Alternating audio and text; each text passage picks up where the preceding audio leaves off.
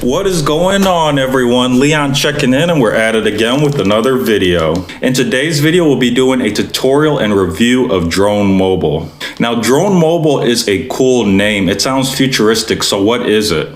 DroneMobile is an LTE system that works with an aftermarket remote start system to monitor and start your vehicle remotely. Now, that's just the basics. The cool part is that you can monitor or start your vehicle with either a smartphone, smartwatch, tablet, or laptop, and all of this can be done with unlimited range. And things get more futuristic from here. This system provides vehicle status, GPS tracking, car battery voltage, internal cabin temperature, and maintenance reminders. Now, DroneMobile is available in several hardware configurations with varying features. The module itself requires professional installation at an authorized retailer and was complete in under a day. For reference, I have the DR3100 module installed. As always, I only feature products or services I buy or would like to buy. This gives the channel more credibility and appeal because we feature items that interest me and change the way we live. Don't have time to watch the whole video? We're now a podcast you can find on multiple platforms by searching for Pixels Cracked. You can also support the podcast by downloading the Anchor app and making a small monthly donation on that platform. And if you are listening to this on a podcast, you can find the YouTube channel by searching for Pixels Cracked as well. All things said, let's go ahead and get into it. So let's talk setup. Once DroneMobile is installed on your vehicle, you'll want to download the DroneMobile app by First Tech for your smartphone. This app is free and available for both Apple and Android devices. For reference, I'm using a Pixel 5 running Android 11 and a Lenovo Tab M10 Plus running Android 10. The DroneMobile app does require creating an account and pairing it to your vehicle's DroneMobile system using your supplied serial number. So let's go ahead and get into the app. So here we are in my Honda CR-Z. Opening the DroneMobile app brings us to the home screen. Here we have categories of data and a navigation bar at the bottom. Each category has a time and date stamp, which indicates the last time that category was updated. To refresh the category, simply pull down to the bottom of the screen until you see the loading icon. First, we have vehicle location, which shows our vehicle on Google Maps. This can be helpful for finding your vehicle in a busy parking lot or if it's been towed. Tapping on our vehicle on the map brings up Google Map options. Now, tapping on this icon opens Google Maps where you can get step-by-step directions to find our vehicle. To return to the DroneMobile app, we can tap the icon on the bottom of the screen to the far left. Now, within DroneMobile, we can also tap on the map, and that's going to expand it as well. Now, as you can see, it expands it within DroneMobile. We can then tap on the vehicle information bar at the bottom of the map. This expands the bar and allows us to see the engine and speed status of the vehicle. Beneath this data are share and direction options. They both work and allow you to share your vehicle location or receive step-by-step directions to your vehicle using Google Maps. Using the navigation bar, we can then tap on the home icon to return to the home page. Our next category is drivers. Now, tapping on this category would give more details about drivers, which includes their emails and subscription tier on DroneMobile. Scrolling down, our next category would be status. So let's go through the items in this category. The first option is the engine, which tells us if it's on or off. The second option is doors, which tells us if a door is locked or unlocked. The third option is door status, which tells us if a door is open or closed. The fourth and fifth options are trunk and hood, which tells us if either is open or closed. The next category is battery, which shows our car battery status. This is helpful for monitoring car battery health with real-time battery voltage data. Scrolling down, we have temperature, which gives us the interior temperature of the car. Interior temperature is useful for knowing if you should start your car earlier on a hot or cold day. The next category is system, which gives the user information about their DroneMobile hardware. And the last category is maintenance. Tapping on the edit icon opens a new page where we can create a maintenance reminder. Tapping on the arrow in the top left-hand corner returns us to the previous page. Our last option on the home page is Edit. Tapping this option opens a new page that allows us to remove or add categories and reorganize them. Tapping on the arrow in the top left-hand corner brings us to the previous page. So let's talk more about the navigation bar at the bottom. We've already reviewed the home and track icons, so we can tap on the controls option. Now this opens a new page with our vehicle and its name and software buttons.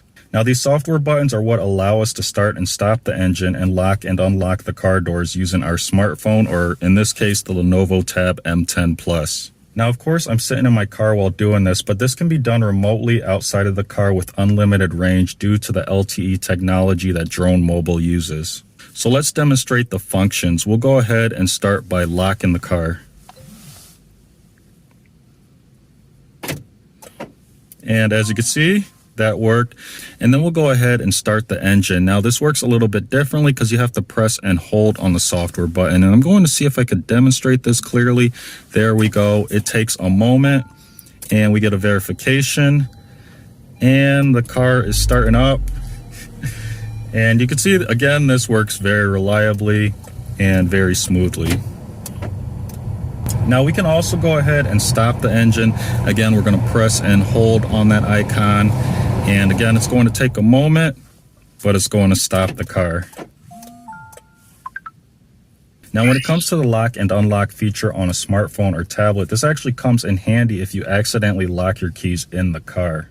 Now, even if you lock your phone and keys in the car, you can still use a backup option like a computer, tablet, or smartwatch to unlock the car. Now, once we've completed our functions, we can then tap the X on the bottom of the screen to return to the previous page. Our next icon in the navigation bar is Activity. Now, tapping this option opens a new page with vehicle activity data. A navigation bar at the top shows categories of alerts, feed, and trips. Our first category, alerts, displays a list of vehicle functions performed. The next category, feed, is a list of times vehicle status was requested or sent to a device like a smartphone.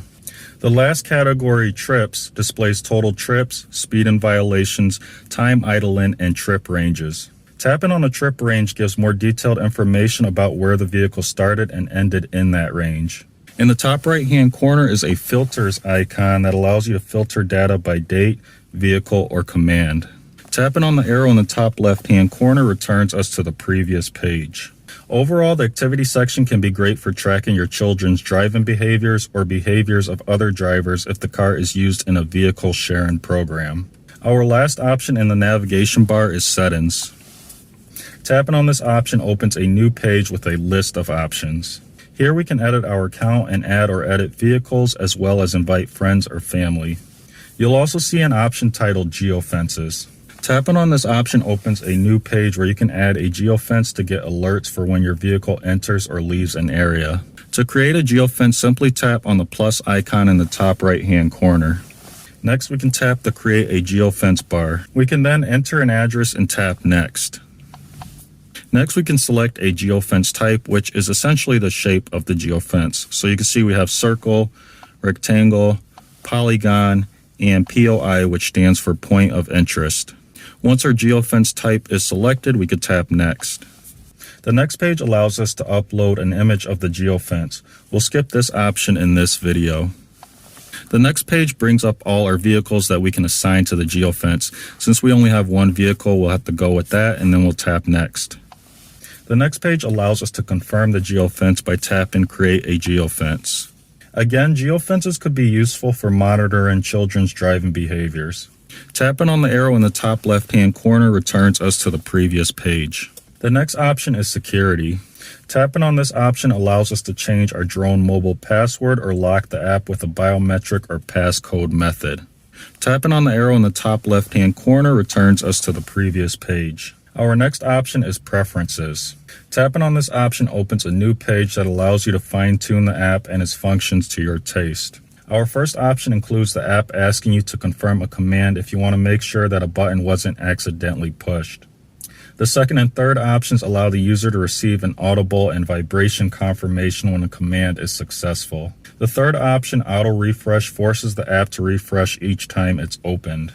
The fourth option allows you to make the command screen the default screen when open in the drone app. The fifth option allows the user to change the app theme. Options include light, dark, and system default. The sixth option is Units, which allows you to choose between imperial and meters. The last option is Release Notes, which gives detailed information on the DroneMobile app versions. Now, I intentionally exited the app here to return to my home screen on the tablet because I wanted to show the widget, which has a minimal layout and works well. So options include start, stop, unlock and lock, and vehicle switching, which opens the app. Next, we have the DroneMobile Smartwatch app, which is available for Apple and Wear OS. Now, as you can see, the Smartwatch app has a minimal layout due to its smaller screen, but has all the necessary functions and works consistently. Functions include lock, unlock, remote start, trunk, track, and select vehicle. So let's go ahead and try these all out. We're going to start with lock.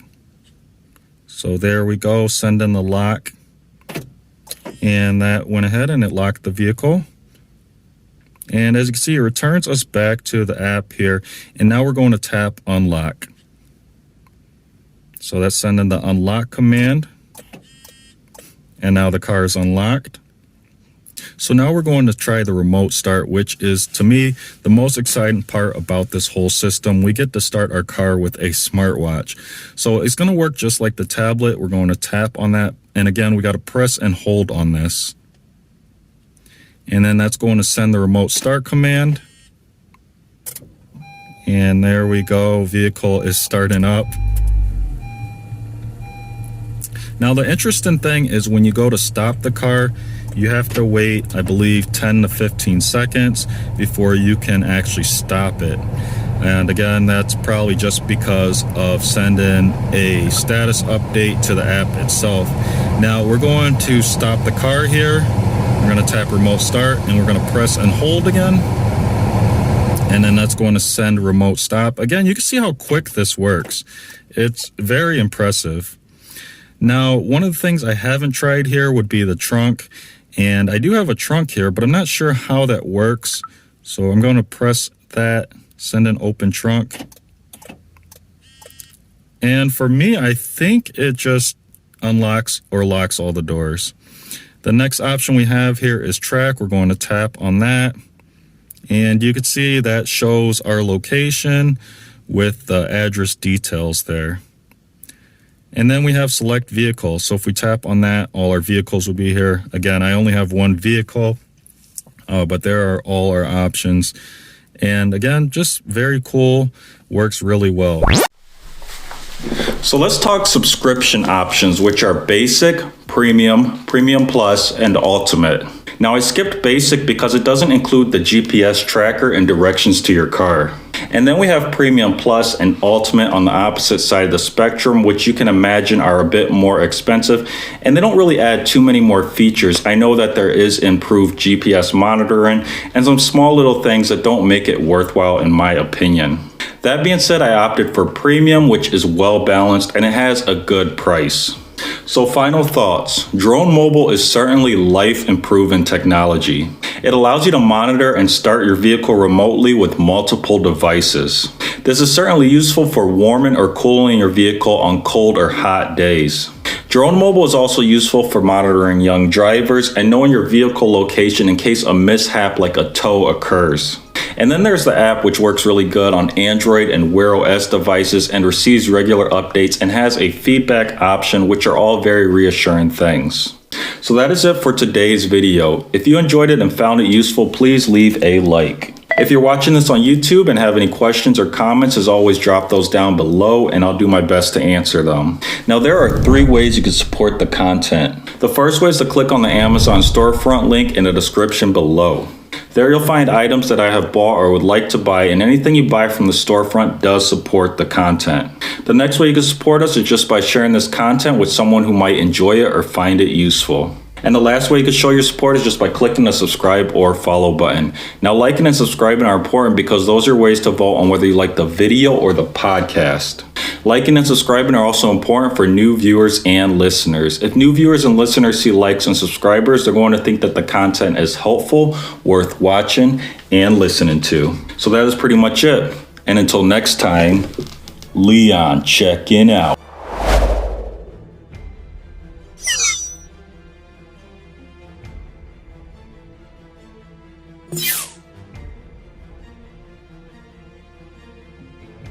You